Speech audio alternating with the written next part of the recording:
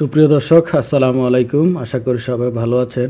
জ্ঞান যেখানে প্রদীপের মতো জ্বলে, প্রজ্ঞা যেখানে আলোর দিশা দেখায়, সেই পবিত্র অঙ্গনেও কখনো কখনো নেমে আসে গাঢ় অন্ধকার। যে প্রাঙ্গণে তারুণ্যের অবাধ বিচরণ, স্বপ্নবনার উন্মুক্ত আকাশ, সেই প্রাঙ্গণে ঘটে এমন কিছু ঘটনা যা আমাদের সমাজের গভীরতম ক্ষতগুলোকে উন্মোচন করে দেয়। শাহজালাল বিজ্ঞান ও প্রযুক্তি বিশ্ববিদ্যালয় একটি নাম, যা বাংলাদেশের উচ্চশিক্ষার মানচিত্রে এক উজ্জ্বল নক্ষত্র। কিন্তু এই নক্ষত্রের আড়ালেও লুকিয়ে আছে এক কলঙ্কের উপাখ্যান। গত 19 জুন বিশ্ববিদ্যালয় প্রক্টর বরাবর একটি লিখিত অভিযোগ জমা পড়ে। 20 জুন সিলেট কোতোয়ালি থানায় দায়ের করা হয় একটি মামলা। অভিযোগকারী একজন ছাত্রী। অভিযোগের বিষয়বস্তু এতটাই জঘন্য যে তা আমাদের বিবেককে নাড়িয়ে দেয়। অচেতন করে ধর্ষণ এবং সেই ধর্ষণের ভিডিও ধারণের অভিযোগ উঠেছে বিশ্ববিদ্যালয়ের 2 শিক্ষার্থীর বিরুদ্ধে। মামলার এজাহার সূত্রে জানা যায়, গত 2 মে আনুমানিক রাত 8 ঘটিকায় এই গল্পের সূচনা হয় রিকাবি বাজারে একটি কনসার্টে যাওয়ার অজুহাতে।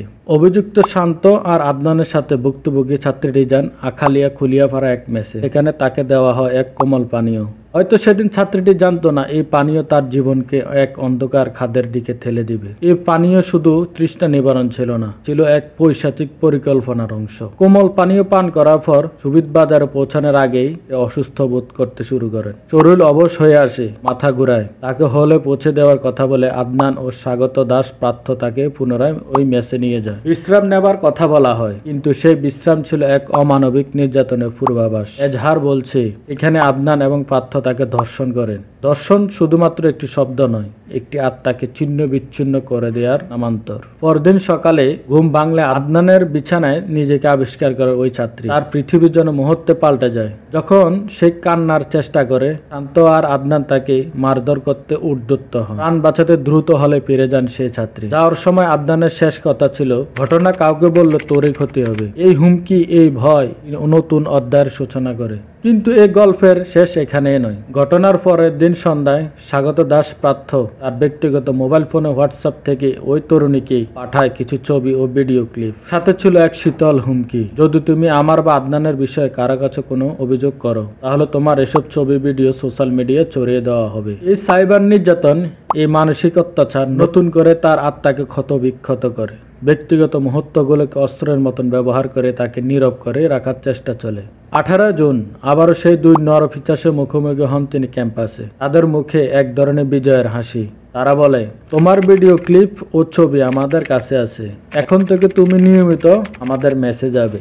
এই বাক্যগুলো শুধু শারীরিক নির্যাতন হুমকি ছিল না, এটি ছিল তার আত্মমর্যাদার উপর সরাসরি আঘাত। এটি ছিল তাকে মানসিক দাসত্বে আবদ্ধ করার জন্য এক জঘন্য প্রচেষ্টা। কিন্তু প্রতিটি গল্পের মোড়ে এমন কিছু মুহূর্ত আসে তখন অন্যায় আর জুলুমের বিরুদ্ধে প্রতিরোধ গড়ে ওঠে।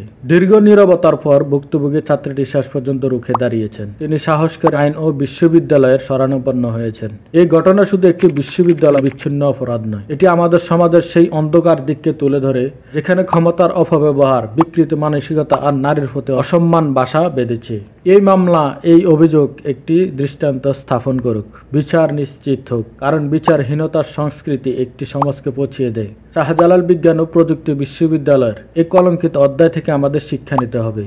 ক্যাম্পাসের প্রতিটি কোণ হোক নিরাপদ, শিক্ষাঙ্গন হোক জ্ঞানার্জনের পবিত্র ভূমি, যেখানে কোনো স্বপ্ন এভাবে অসময়ে ঝরে যাবে না, কোনো বিশ্বাস এভাবে কলঙ্কিত হবে না। আমাদের সমাজকে এই অন্ধকার থেকে মুক্ত করতে হবে এবং তার জন্য আমাদের সম্মিলিত প্রচেষ্টার কোনো বিকল্প নেই। প্রশ্ন একটাই, এই অন্ধকার কি কেবল একটি বিচ্ছিন্ন ঘটনা, নাকি এটি আরও গভীর কোনো সমস্যার প্রতিচ্ছবি?